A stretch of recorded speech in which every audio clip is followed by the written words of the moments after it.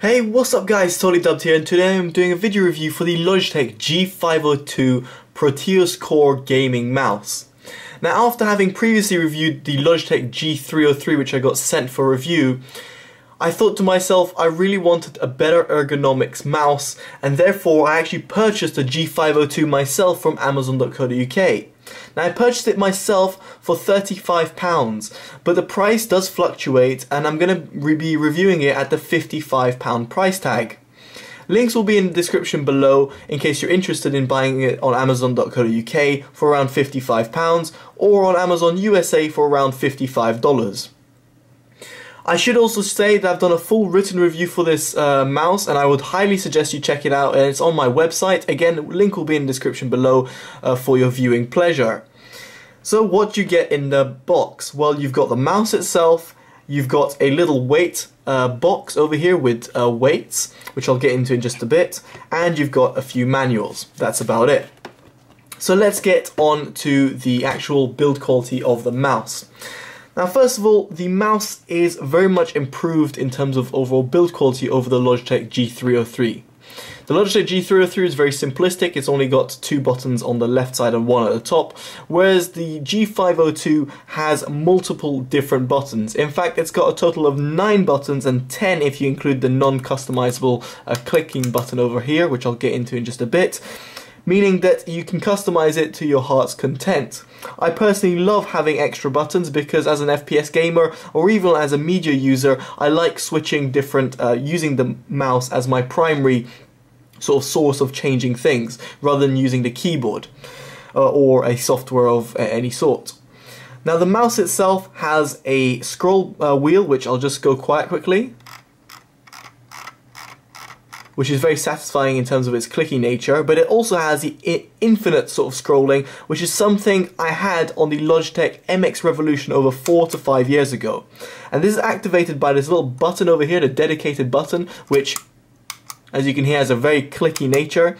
And when you click it again, it goes on the infinite scrolling, which means that the scroll wheel keeps on scrolling till it can stop, either via the button or via you stopping it.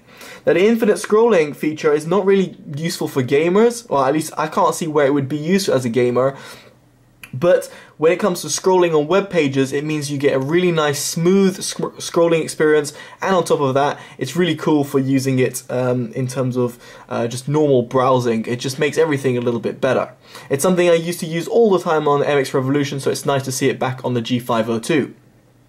Now, the buttons over here can be all fully customized via the software, which I'll show you in via the software in just a second. And in total, you've got 8 buttons, including the 3 standard buttons, which is left click, right click, and the mouse scroll wheel button. And yes, you can use the mouse scroll wheel button, the click, even when you're on infinite scrolling mode. Now, underneath the mouse, you'll be able to see that you've got a little compartment over here, and the compartment is simply used by lifting it up, and lifting it up because it's got a magnetic little button over here which goes here and means that it just goes via magnetic place, which is very, very nice and very cool function to use. Now, as I said, I will be talking about the weight, and yes, this mouse can be customized via weights. You got 3.6 grams per weight, and you got 5 of them. So you can up the ante of 18 grams of the mouse itself, and add extra weight to your heart's content. Now, I should say the mouse is reasonably, not heavy, but it is heavier, or much heavier than G303, and it's about 120 odd grams. So that is without the cable. Just the mouse on itself is around 120 odd grams, and over the 87 odd grams of the G303, it's a remarkable difference. Now, you might think 40 grams isn't much, but trust me, when you're using it, you will notice the difference, especially if you have a taekwondo injury like I do on my thumb, where it means like dragging the mouse is much more of an effort on a 120 odd gram mouse over an 87 gram mouse. But anyway, I would have preferred the mouse to be a slightly little less heavy, so about 100 odd grams is what I would personally choose, and if you wanted to add extra weights, then you would have had it via these extra 5 weights. But anyway, that's what Logitech have provided us in terms of the weight. So it's really nice to see that you can customize the weight and that the mouse is just slightly heavier than a very light G303. Now, in terms of what you can customize in terms of the lighting. Now, the lighting, as you can see, I've got it fully disabled, but you can enable it via the software, which I'll do so right there. And there you go. So you've got a DPI light on the left-hand side, which has 3 different lights, and you've got the Logitech G logo, which can be customized via breathing, which if I just enable breathing and just ramp it up, you can see it has a breathing effect. Now, unfortunately, what I found is sort of a limitation of this mouse is the fact that you can't customize the color of this G logo, neither the DPI lights. It's really sort of basic for me. It would have been nice to see, you know, as we're in 2015 right now, or moving towards 2016, it'd be great to see actual colored lights that, like you have on the G303, which you have full customized lights, which you can choose whichever color you want. So this was a limitation for me. On top of that, another thing I found a limitation is more software side, is that the lighting settings are global. In other words, I have 2 different profiles on this mouse, Profile 1 and Profile 2, and unfortunately, I can't have Profile 1 displaying the lights, whereas Profile 2 has it disabled. And you might be thinking, why would you want it disabled? Well, it's quite simple, just like the Logitech G303's G logo over here, just as it is on the G502. I got the logo feeling a bit hot, especially when it came to longer gaming sessions, and this meant it was just a bit more uncomfortable to use. So now I have to use it completely disabled, which is a shame because I would have liked it to be illuminated when I have it on media function mode. Anyway, that is pretty much it in terms of the build quality and the functionalities of the mouse. And now let's move on to the actual ergonomics and the design. Now, the ergonomics were a massive improvement. Hopefully you're able to see that this mouse is a little bit bigger than the G303, and also in terms of size you can see, well, left hand versus right hand is not exactly great comparison, but you can see the mouse is considerably bigger. Now, my hands are between 17 to 19 centimeters from the top to the bottom. So it gives you sort of indication. I think I've got medium-sized hands, whereas the G303 would be really accustomed to smaller-sized hands or a palm, a claw grip type play, which is like this. You kind of claw grip. Whereas this mouse, I feel I'm very much comfortable and it fits more like a glove. As you can see, it fits really in terms of my palm very well. So I would say the G502 is a massive improvement in terms of ergonomics, and obviously it is, just like the G303, more of a right-handed mouse. Well, it is a right-handed mouse, where the G303 could have been used as a left-handed, but you'd be disabled of these 2 buttons on the left. But anyway, the point is, it's a real right-handed mouse, and it does fit very well, and very much the structure of the mouse feels very nice.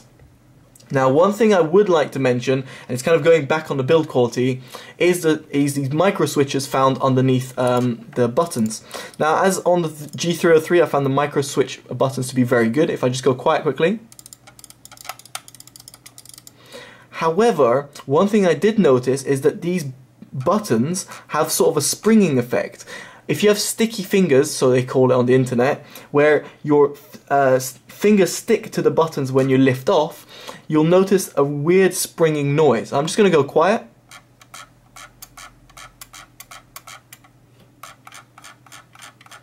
Obviously you're not going to be doing this, but you are going to be doing this.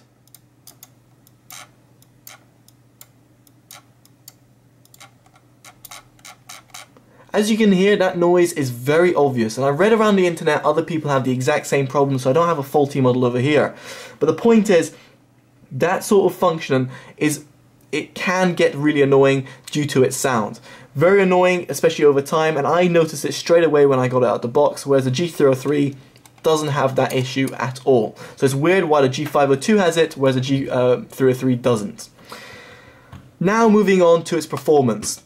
The performance of the mouse is sensational. Just like the G303, it's got the PixArt 3366 sensor, which is pretty much a flawless sensor, meaning tracking is really accurate.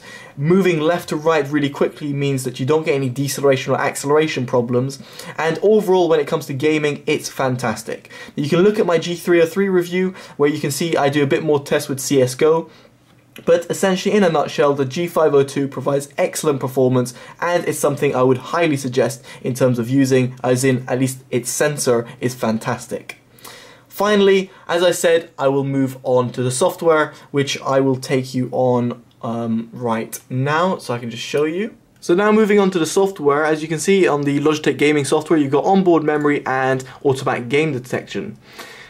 Going via the onboard memory, which is the one I use, you can see that you've got various different options. You've got 3 different profiles you can set, you've got 5 different DPI levels, you've got different polling rates which you can assign, and as you can see, as I said before, you can customize each of these buttons to do whatever you wish to do. As you can see right now, I've got the profile 1 as gaming and profile 2 as sort of a media sort of functionality profile. As you saw before, and as I said, the lighting cannot be customized per mode specific, however it can be customized globally, which is to me a sort of a flaw and sort of a downfall of the software. The surface tuning can also be used if you've got a certain surface that you'd like to use. Personally, I like to use the factory default as I found less errors and better tracking on the factory default mode rather versus when I did the calibration. Finally, you've got the heat map if you so wish to see what buttons you're pressing, although I find this kind of useless. Now, one thing I do want to mention is the onboard memory versus game detection. If I go onboard memory and you see the options I've got over here to customize, you can see these customized options are, well, feel like they're incomplete. And that's because if I go to onboard gaming detection, you'll be able to see suddenly all the buttons have now got all different functionalities you can choose. This is really weird to me as to why this is not applying to the other mode as well. For example, on CSGO I have a macro which is space, it's for bunny hopping, delay of 25 milliseconds while pressed. Unfortunately, I cannot do that via the other one. I have to assign a certain macro to do it. So it's just really poor that Logitech haven't really adopted one side of the profile to the other, or the sort of different modes. I mean, it's so simple and so basic, and even, you know, the profile switch button is kind of not disabled, but to do that you need to create a profile and you have to use a game or an app whilst using this profile. Long story short, this mode is completely useless to me unless you use only one profile, then use this mode. If you're using 2 profiles like I do, then you should go on onboard memory. It's just a little bit disappointing. It would be nice to see cohesion between the 2 profiles. But anyway, that is one of my only and I'd say biggest flaw of the mouse, and more specifically the actual software. Now moving back to the mouse. So in conclusion, what do I think of this mouse? Well, the G502 has the same sensor as the G303. It has improved ergonomics over the G303. It has added buttons, it's got the infinite scrolling mode, it's got added weight, and yes, it doesn't have the best software in the world, nor does it have the customizable color of the Logitech G logo, nor can it be disabled per profiles. However, other than that, this mouse is really fantastic, and it's definitely now my new daily driver. As much as I love the Logitech G303, it is a mouse that's not very comfortable to use over time, whereas the G502 really fits as a glove in my hands, and the added buttons mean that it's really useful for gaming and or media usage, and it's something that I really loved, loved when I was using my old Anker mouse. And in this case, the G303 just had to take pride just because of added sensor, but now the 502 has its same sensor but all the added buttons. It's a no-brainer. You should go for the G502 as long as your hands aren't small or you use a claw grip. On top of that, in terms of its price difference, it's only £5 more expensive than the G303. Even when I bought this, this was cheaper than the G303, which kind of blows my mind in terms of why. But anyway, for added £5, at least at this review price of £55 over the G303, which is still £50, the added £5 gives you loads of additional extras, and for me, it's a no-brainer. You should look at the G502. Alright guys, hopefully you've enjoyed this review, and again, as I said, this was not sent to me by review. It's something I actually purchased over the fantastic experience I had of the G303 sensor. So I wanted to experience it with better ergonomics, and I got exactly that with a G502. So it's a massive thumbs up from me, and I definitely would suggest you guys checking it out because it's a fantastic mouse. Alright guys, I've been Totally Dubbed. Hopefully you've enjoyed this review. If you have, make sure you give it a like, comment, subscribe, favorite and share with your family and friends. And as I said before, do check out my review on my website. And on top of that, if you want to purchase it, you can check it out on Amazon.co.uk and on Amazon.com in the link in the description below. Alright guys, take care, bye bye.